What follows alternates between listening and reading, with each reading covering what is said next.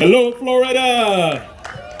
So listen, before I get started, I just want to say that Santiago's story about his grandfather is a very important story to the Hispanic and Latino community and to every American, because that is the definition of freedom. So Santiago, thank you for that story. That's the first time I've heard it, and Santiago is my friend. He's actually the one that invited me to come down. Guys, my name is Ronnie Lucero. I'm from New Mexico. I am with Lexit USA. Lexit is the Latino exit from the Democrat Party. As you can see with my shirt, Latinos do not have to be Democrats. We are free. We will not be oppressed. We will not be used. And this is the message that Lexit pushes to our fellow Hispanic and Latinos. The Democrat Party has used us. They have lied to us. They have cheated us. And they've done the same thing to the black community, my friends over there with Lexit as well too. And we've had enough, okay? So what we do at Lexit, we educate our fellow Hispanic and Latinos about policies, about conservatism, and about why we are Republicans. At the end of the day, Hispanics are conservative in nature. 99% of us, a lot of us don't know that because they have grown up in a Democrat household. So I'm gonna give you an example. I'm from New Mexico, born and raised. It is a very liberal state. There is 52% Democrats, 18% Republicans, and the rest is independent. So I got an uphill battle. And that's the reason why I've decided to be vocal and speak up and try to educate more Latinos and more independents, because at the end of the day, we have to reach the other voters that do not vote Republican. We've got moderate Democrats that are conservatives. We have Hispanics and Latinos that have never been educated about what conservative policies are, okay? And I think Santiago's story is a prime example of what that is.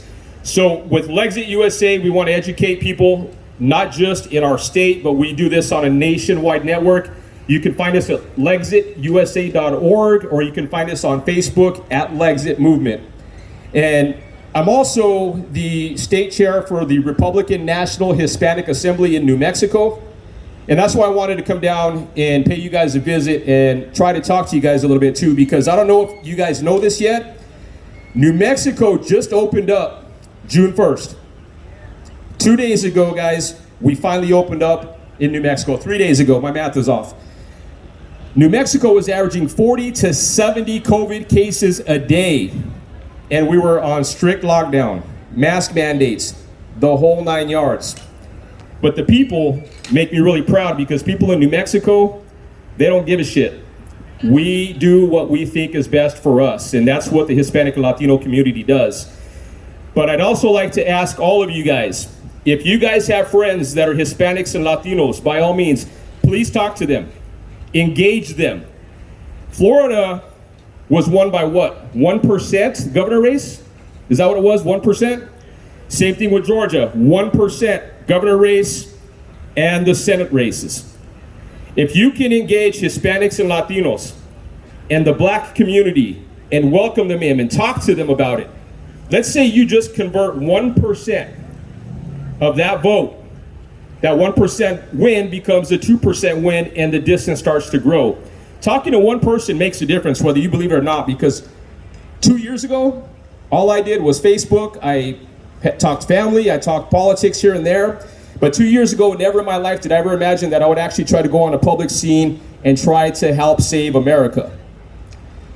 One of the things that I did in New Mexico just a few months ago, they had a special election for Congress because our Congresswoman moved to the Biden administration as the Interior Secretary. So they had a special election, and the central committees of both the Republican Party and the Democrat Party picked their candidates in a special election.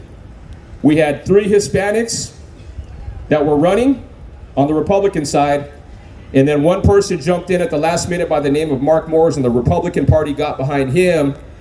But at the end of the day, we have to start talking representation. And the reason I say this is because New Mexico's got a 51% Hispanic and Latino population, and we don't have any representation out there.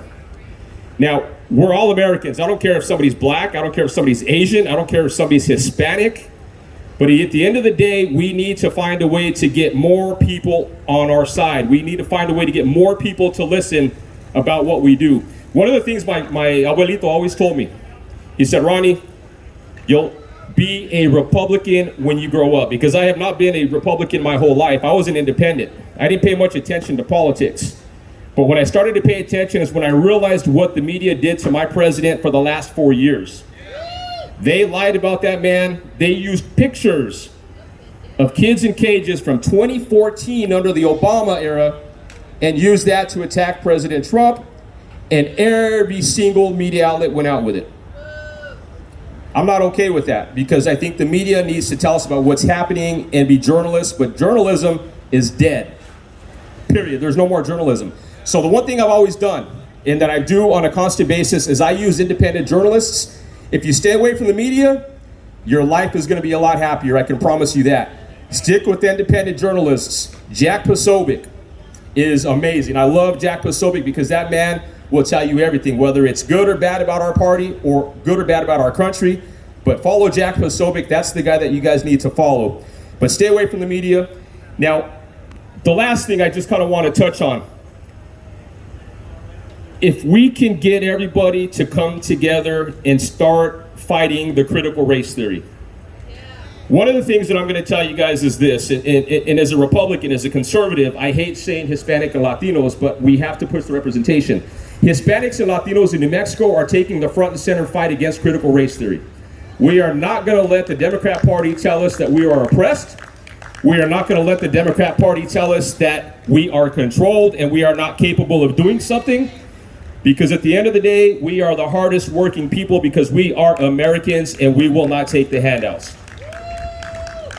So I just wanted to kind of make it short. It looks like the rain kind of came down and it rained on our parade a little bit. But I love Florida. This is the second time that I've been here. You have got to get DeSantis reelected, guys. You have got to reelect Ron DeSantis.